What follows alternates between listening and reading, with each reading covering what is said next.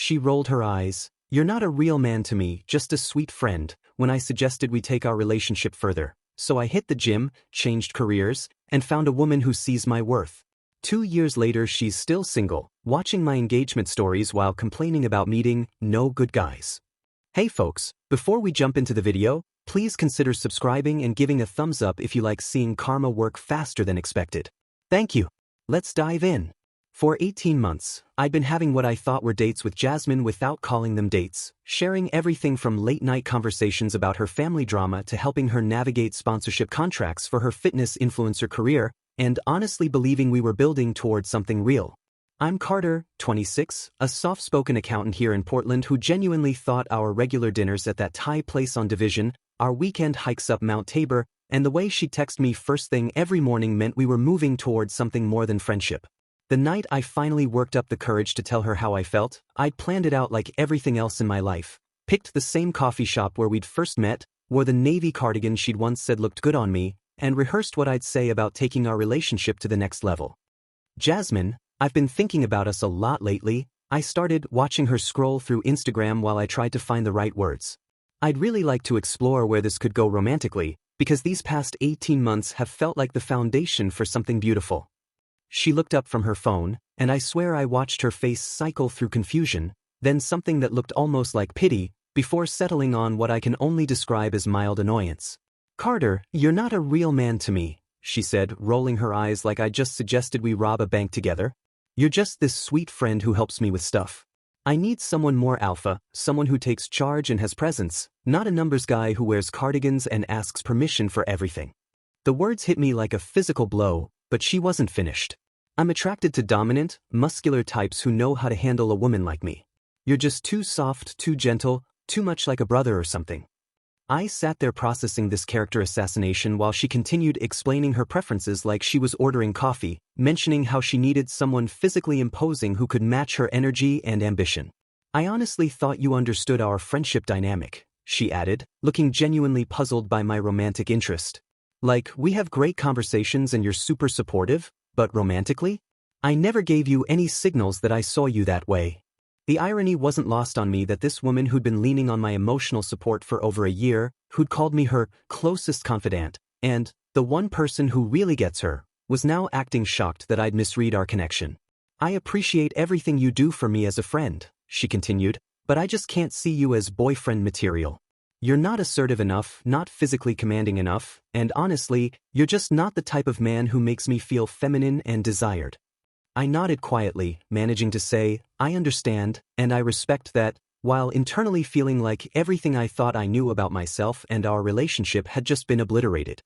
That night, driving home in my sensible Honda Civic, I realized I'd spent 18 months being seen as some kind of emotional support animal rather than a potential partner, and for the first time in my life, I felt genuinely angry, not just disappointed, but furious at myself for being so naive and at her for using my feelings while never seeing me as worthy of hers. Instead of wallowing in self-pity like the soft man Jasmine had described, I walked into Forge CrossFit the next morning, Portland's most notorious gym where tech bros and ex-military guys went to punish themselves, and signed up for their most intense program with a personal trainer named Marcus who looked like he could bench press my Honda.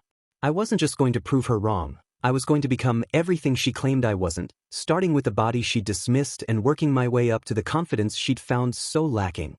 While my muscles were getting destroyed daily, I spent my evenings researching financial consulting for tech startups, discovering that this field paid nearly double my accounting salary and required exactly the kind of assertive, alpha presence Jasmine said I lacked.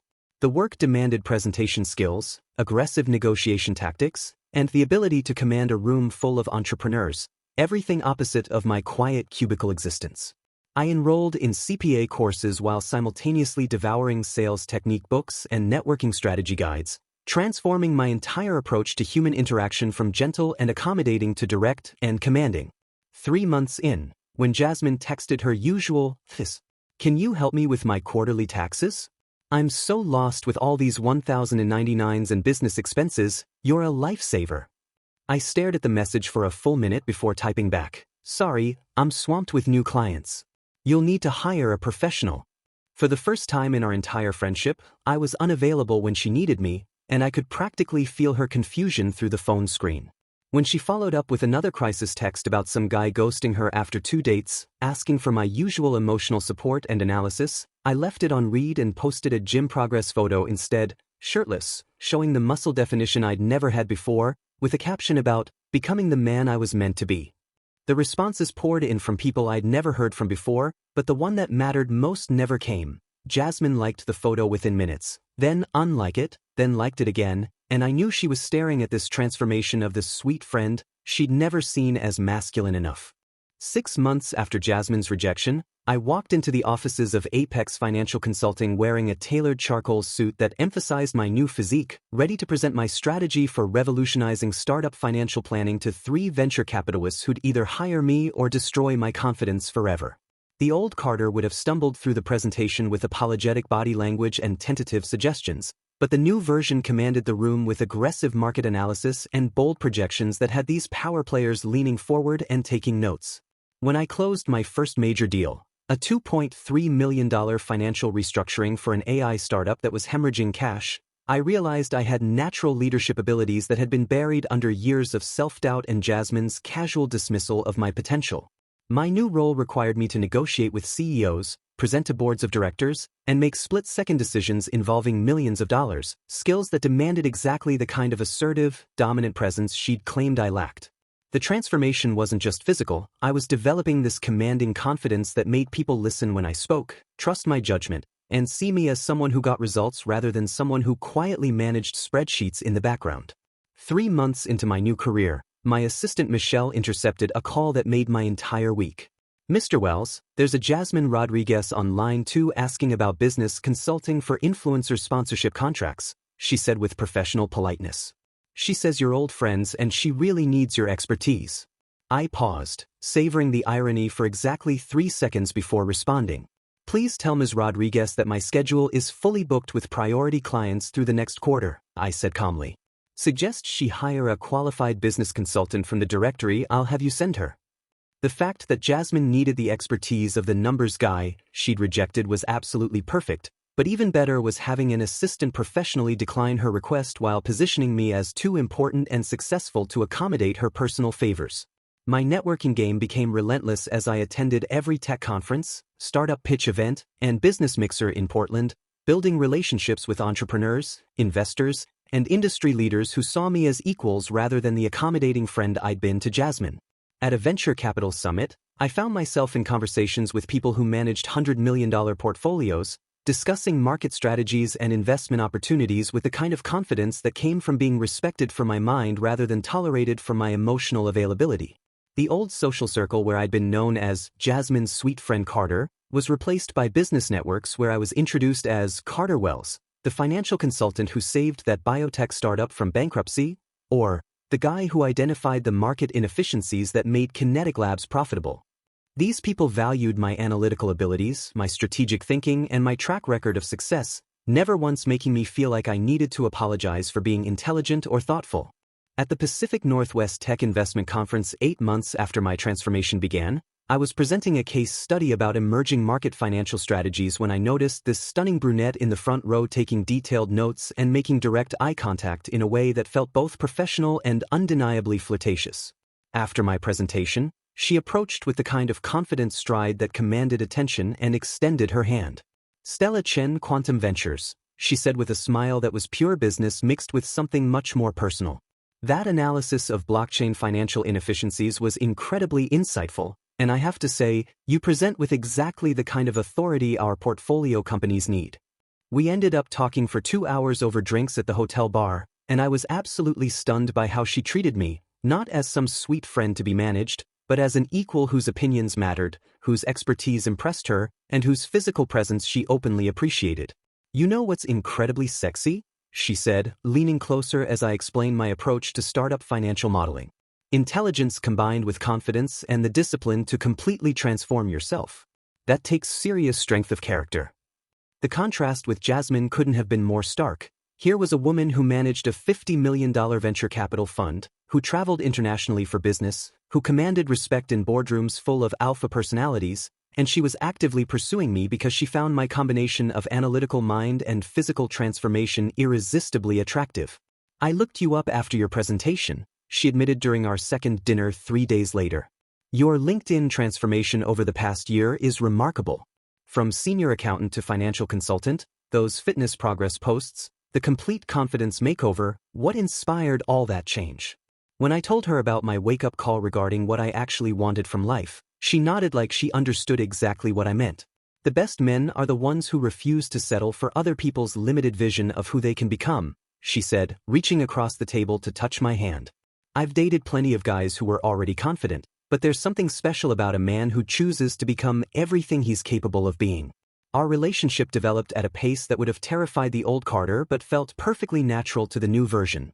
Weekend trips to San Francisco for business mixed with pleasure, dinners at restaurants where the wine cost more than my old monthly entertainment budget, adventure travel that had us hiking the Oregon coast, and skiing at Mount Bachelor. Unlike Jasmine, who'd made me feel like I needed to constantly prove my worth, Stella made it clear from our first conversation that she saw me as relationship material, someone worthy of her time and attention, someone whose success complemented rather than threatened her own ambitions. You know what I love about you? She said during a weekend in Napa Valley, watching me analyze the investment potential of the vineyard we were touring. You're confident enough to be brilliant without apologizing for it, strong enough to command respect, but still thoughtful enough to remember what wine I preferred on our third date. The woman who'd once called me not a real man would have been absolutely shocked to see how Stella looked at me, like I was exactly the kind of powerful, successful partner she'd always wanted. Within a year of starting my consulting business, I'd become Portland's go-to financial strategist for struggling startups, with a client roster that included 3 companies featured in TechCrunch and a biotech firm I'd personally saved from bankruptcy by restructuring their funding model, earning me recognition as one of Oregon Business Magazine's Rising Stars Under 30. My income had tripled from my accounting days, and Stella and I were traveling constantly, business trips to Silicon Valley that turned into romantic weekends in Carmel, conferences in Seattle followed by couples retreats in the San Juan Islands, with every adventure documented on my social media as we became Portland's unofficial power couple. I posted photos of us at exclusive restaurants, private wine tastings, and luxury resorts, always looking confident and successful in tailored suits that showed off the physique I'd built specifically to prove Jasmine wrong about my masculinity. The irony was absolutely delicious. While I was building an empire and relationship with a brilliant woman who appreciated my transformation, Jasmine's fitness influencer career was imploding as younger, more authentic trainers took over the market with genuine expertise instead of just good lighting and motivational platitudes. Through our mutual friend network, I heard she'd been forced to take a job at a regular commercial gym, teaching basic spin classes and personal training sessions for $25 an hour instead of commanding thousands for sponsored posts about supplements she'd never actually used. Carter, you should see Jasmine's Instagram now. Our friend Derek mentioned at a happy hour I'd actually organized for our old college group. She's posting these weird inspirational quotes about fake people and men who change for the wrong reasons. But honestly, everyone's more interested in your business success stories than her workout tips. The social dynamics had completely flipped. Instead of being the quiet friend who helped Jasmine with her problems, I was the center of attention as people asked about investment opportunities, startup advice, and how to break into consulting, while Jasmine sat in the corner looking increasingly uncomfortable as the conversation revolved around my achievements. Jasmine keeps asking people about your business, Derek continued with obvious amusement. Apparently, she's been scrolling through your posts obsessively, watching you become exactly the alpha male type she claimed to want, except you're with Stella now. The karmic justice was absolutely perfect. I'd become everything she told me I wasn't, physically commanding, financially successful, socially dominant, but she'd lost her chance to benefit from any of it.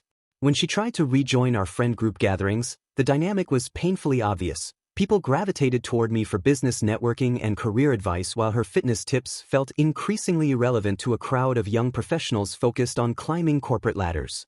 I saw her at the gym where she works now, our friend Lisa whispered to me during one of these gatherings. She was training some teenage client, making like $12 an hour, and I felt genuinely bad for her. But then I remembered how she treated you, calling you not a real man, and all that nonsense. I didn't feel bad at all. I felt vindicated watching her struggle with the reality that rejecting someone's potential doesn't make that potential disappear. It just means someone else gets to benefit from it. 2 years after Jasmine's rejection, Stella and I had become Portland's unofficial power couple, featured in Oregon business journals, young entrepreneurs to watch, and photographed at charity galas, tech conferences, and exclusive restaurant openings where we were treated like local celebrities in the business community. My Instagram had evolved from gym progress shots to luxury travel photos with Stella, professional speaking engagements, and behind-the-scenes glimpses of our high-powered lifestyle that generated thousands of likes and comments from admirers who saw us as relationship goals and power couple inspiration. Meanwhile, I'd started conducting monthly seminars called Financial Independence for Creative Professionals at the Portland Convention Center, teaching freelancers, artists, and small business owners how to build sustainable wealth through strategic planning and investment. Ironic content that would have been completely relevant to Jasmine's struggling influencer career if she'd been humble enough to attend. The morning of my biggest seminar yet, 200 attendees registered for Breaking the Broke Creative Cycle. I was backstage reviewing my presentation notes when Michelle told me we had a few last-minute registrations, including someone named Jay Rodriguez who'd paid online just an hour before the event started. Walking onto that stage, commanding attention from a packed auditorium with Stella watching proudly from the front row, I felt the kind of confidence that comes from being genuinely respected rather than tolerated, speaking with authority about topics I'd mastered through real experience rather than theoretical knowledge. The biggest mistake creative professionals make, I announced to the captivated audience, is believing that financial stability somehow compromises their artistic integrity, when in reality, money gives you the freedom to pursue your actual passions instead of being dependent on others for survival. About halfway through my presentation on investment strategies for irregular income, I noticed a familiar blonde figure in the back row wearing oversized sunglasses and a baseball cap, sitting uncomfortably between a successful photographer and a web designer who were both taking intensive notes on everything I said. During the Q&A session, her hand shot up nervously. "Yes, you in the back," I said, maintaining perfect professional composure while internally savoring this moment of absolute poetic justice. "Hi, what would you recommend for someone whose income is really inconsistent, like really feast or famine, and who maybe made some bad financial decisions in the past?" Jasmine's voice was barely above a whisper, clearly hoping I wouldn't recognize her. "I'd recommend starting with basic budgeting, eliminating unnecessary expenses, and developing multiple income streams instead of depending on others to subsidize your lifestyle," I replied with clinical detachment, treating her exactly like any other struggling creative professional seeking advice. Financial independence requires personal responsibility and the willingness to live within your actual means rather than the means you wish you had. The audience laughed appreciatively, not knowing they were witnessing the most satisfying moment of my entire transformation. After the seminar, as I networked with attendees who treated me like a business celebrity, asking for my card and praising my insights, I watched Jasmine hover awkwardly near the exit, clearly wanting to approach but lacking the courage. "Excuse me, how do you know Carter Wells?" a successful graphic designer asked her, having noticed their brief interaction during Q&A. "We're, old friends," Jasmine mumbled, watching me shake hands with entrepreneurs who called me brilliant and revolutionary while Stella stood beside me glowing with pride. "He's absolutely incredible," the designer continued enthusiastically. "I've been following his career transformation for months. The guy went from accounting to revolutionizing startup finance. Total inspiration story." I caught Jasmine's eye across the room as she realized that this sweet friend she dismissed as not a real man was now being celebrated as everything she'd claimed to want in a partner, except she'd trained me for someone who actually deserved it. 3 months later, I surprised Stella with a helicopter ride over Portland's dramatic coastline, and as we hovered above the Columbia River Gorge with the city sparkling below us, I dropped to one knee in that tiny aircraft and proposed with a custom-designed 3-carat diamond ring that cost more than most people's annual salary, the kind of ring that represented not just love, but the financial success I'd built through sheer determination and refusal to accept other people's limitations. "Stella Chin, you saw everything in me that I didn't even know existed," I said, having to shout slightly over the helicopter noise while she cried tears of absolute joy. "Will you marry the man I became because I wanted to be worthy of someone like you?" When she said yes, the pilot, who I'd paid extra to film the entire proposal, captured it from angles that made the whole thing look like a luxury commercial for successful living. The video went viral within hours of posting, shared thousands of times with comments calling us power couple goals and the American dream in action, while the engagement ring close-up shots had women across social media analyzing the cut, clarity, and estimated cost with obvious envy. Within 24 hours, our engagement announcement had spread through Portland's entire business community, with Oregon Business Journal reaching out for an exclusive interview about our Entrepreneurship meets love, story, and local news wanting to feature us as an example of young professionals building success together.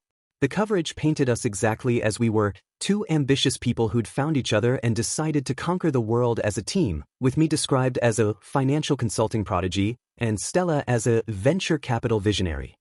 But the absolute best part was watching Jasmine's reaction unfold through social media in real time, because of course she couldn't resist hate watching our success story even though it was probably torture for her to witness. Her Instagram stories became a bitter compilation of quotes about men who change for the wrong reasons and fake transformations, but the desperation was obvious to anyone paying attention.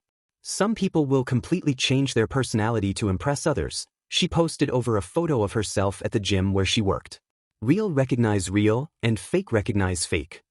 The irony was absolutely brutal. I hadn't changed my personality at all. I'd simply become confident enough to show the ambition, intelligence, and strength that had always been there but that she'd been too shallow to recognize or appreciate.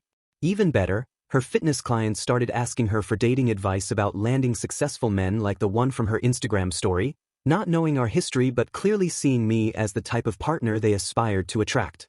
Jasmine, how do I get a guy like that Carter Wells to notice me? I heard through mutual friends that her clients were asking. He seems like the perfect combination of successful and caring. She was literally being asked for advice on how to date the man she'd rejected, forced to either reveal her humiliating history or help other women pursue what she'd thrown away.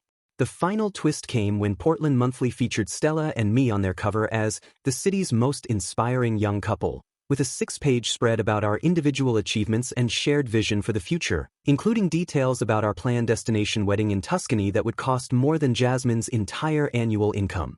As I scrolled through the hundreds of congratulatory comments from business leaders, former colleagues, and admirers, I realized that Jasmine had done me the greatest favor of my life by rejecting me, not because it motivated my transformation, but because it prevented me from settling for someone who could never appreciate the man I was capable of becoming, someone who would always see my thoughtfulness as weakness rather than strength, someone who needed me to be less so she could feel more important.